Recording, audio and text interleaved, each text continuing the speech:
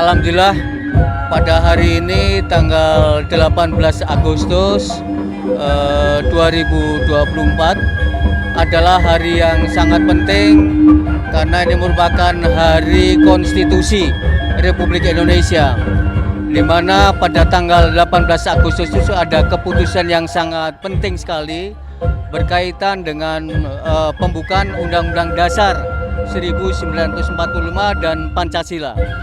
Nah, momentum yang sangat penting, momentum politik yang sangat penting bagi bangsa dan rakyat Indonesia ini pada hari ini kita wujudkan dalam rangka pembelaan terhadap saudara-saudara kita di Palestina yang sampai hari ini kita saksikan masih digenosida, masih dihancurkan oleh Israel.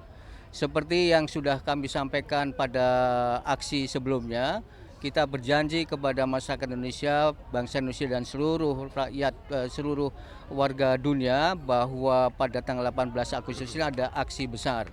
Ini untuk menunjukkan bahwa komitmen kita bersama untuk mengenyahkan penjajahan di muka bumi itu adalah sebuah kewajiban kemanusiaan. Dan sebetulnya ini bukan saja tugas dari bangsa Indonesia, tetapi juga tugas dari seluruh masyarakat internasional.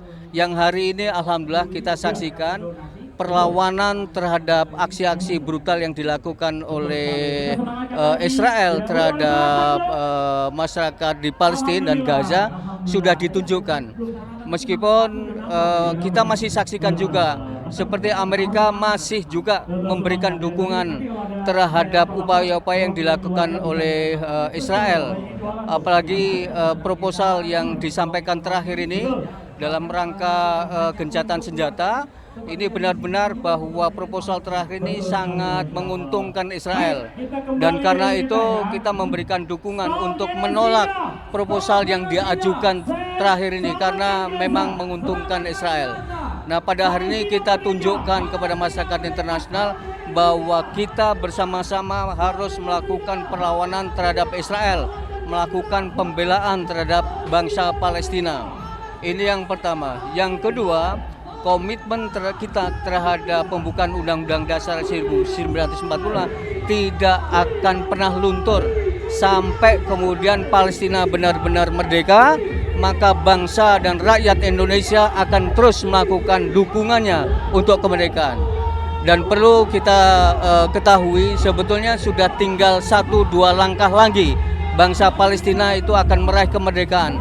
Yang pertama advisory opinion yang disampaikan oleh ICJ yang sekarang ini sedang menunggu keputusan dari Dewan Keamanan PBB maupun Sidang Umum PBB itu sebetulnya sudah perlu dilakukan, dan karena itu kita akan mendukung keputusan Dewan Keamanan PBB atau PBB sendiri untuk mendukung keputusan ICJ bahwa Israel benar-benar melakukan genosida dan okupasi, dan karena itu harus diberi sanksi internasional. Nah, hari inilah kita akan menunjukkan kepada dunia sekali lagi dukungan kita untuk menyeret Israel ke Mahkamah Internasional karena memang benar-benar telah melanggar peraturan hukum internasional dan juga melanggar kemanusiaan. Terakhir, kami berharap pemerintah Indonesia meskipun sekarang ini sedang masalah-masalah yang dihadapi secara internasional semakin hari semakin kompleks, ini memberikan peluang bagi bangsa Indonesia, pemerintah nanti yang baru terbentuk itu harus tetap komitmen, bahkan upaya-upaya diplomatik dan upaya-upaya politik dan upaya lain supaya bisa dilakukan secara lebih efektif. Mudah-mudahan hari ini adalah hari penting yang akan didengar oleh masyarakat internasional sebagai gerakan bersama melawan Israel dan memerdekakan Pancasila, memerdekakan Palestina. Terima kasih. Pak, di acara ini juga digalangkan terus kita lakukan, dan terakhir tadi malam saya sudah menerima informasi bahwa bantuan kemanusiaan dari Indonesia itu sudah masuk di Gaza. Dan karena itu ini harus kita lakukan. Tempo hari kebetulan Majelis Ulama Indonesia juga mengundang tim dari TNI dan Kementerian Luar Negeri bersama filantropi. Kita akan memberikan dukungan program-program kemanusiaan yang memang sekarang harus terus dilakukan di samping upaya-upaya diplomatik politik yang selama ini dilakukan. Karena kita masih saksikan kesengsaraan sangat luar biasa dan pembunuhan setiap hari terus dilakukan. Nah, nanti dengan koordinasi secara nasional dengan pihak TNI, dengan Kemenlu dan dengan berbagai pihak, mudah-mudahan bantuan kemanusiaan Indonesia itu terus bisa mengalir. Apalagi kalau seandainya sudah ada kemampuan, ada jalan yang lebih efektif untuk menghentikan pasukan Israel untuk melakukan pembunuhan terhadap bangsa Palestina. Ini saya kira menurut saya tinggal menunggu waktu-waktu kehancuran Israel, menurut saya, insya Allah. Oke, baik.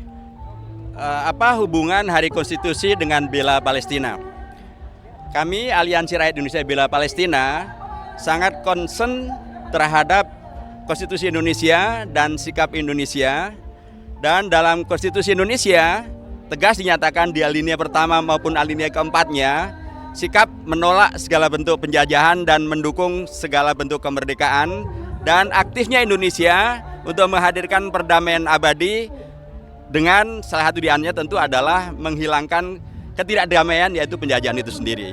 Karenanya kami Aliansi Indonesia hari ini tanggal 18 Agustus ketika bangsa Indonesia memperingati Hari Konstitusi yang dulu saya usulkan pada waktu saya menjadi Ketua MPR, kami juga mengingatkan pemerintah Indonesia agar betul-betul melaksanakan seluruh ketentuan konstitusi tersebut, termasuk tentu adalah sikap terhadap Palestina, mendukung kemerdekaannya dan menolak penjajahan Israel, dan berperan aktif untuk menghadirkan kemerdekaan Palestina dan berhentinya penjajahan Israel. Dan apalagi kita mengetahui bahwa sampai tahun 62 sekalipun, 1962, Bung Karno, Presiden Indonesia, sudah menegaskan bahwa beliau menolak mengundang Israel ke dalam Asian Games di Jakarta. Dan beliau menegaskan bahwa selama kemerdekaan Palestina belum diberikan pada bangsa Palestina, maka selama itu juga Israel adalah penjajah. Dan karena Indonesia tidak membuka hubungan dengan Israel. Dan tahun 62 kejahatan Israel belum sejahat yang sekarang ini.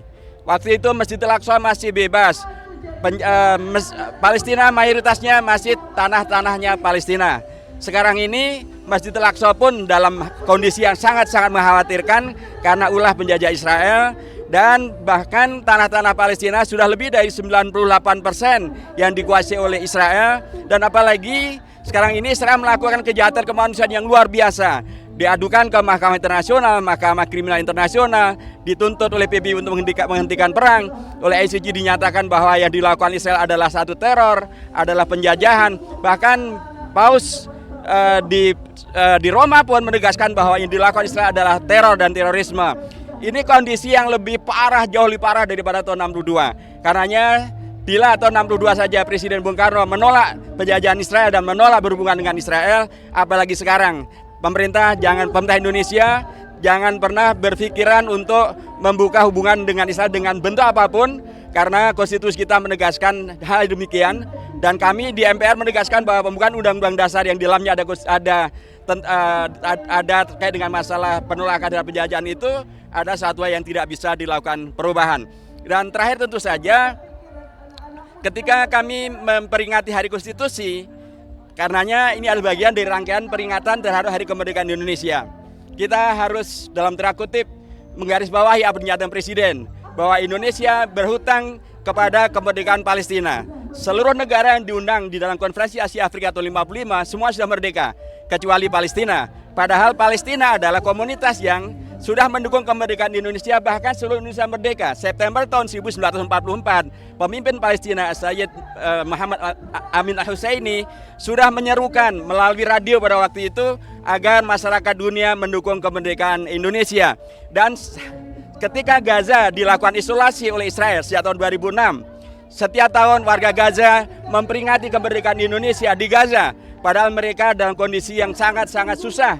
Bahkan kemarin pun ketika Gaza masih diberlakukan kejahatan oleh Israel diserang, warga Gaza dengan segala kondisi yang mereka miliki, mereka tetap memperingati kemerdekaan Indonesia.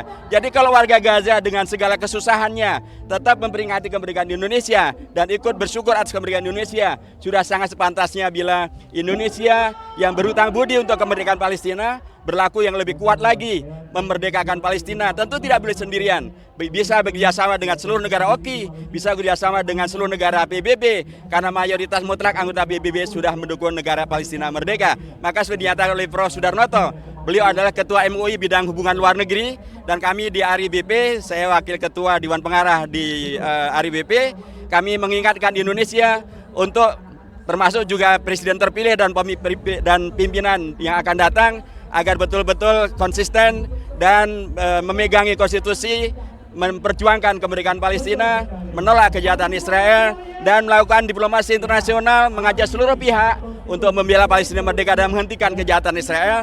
Dan sekarang ini posisinya tidak hanya segera dihentikan, untuk dilaksanakan keputusan-keputusan internasional menghukum Israel.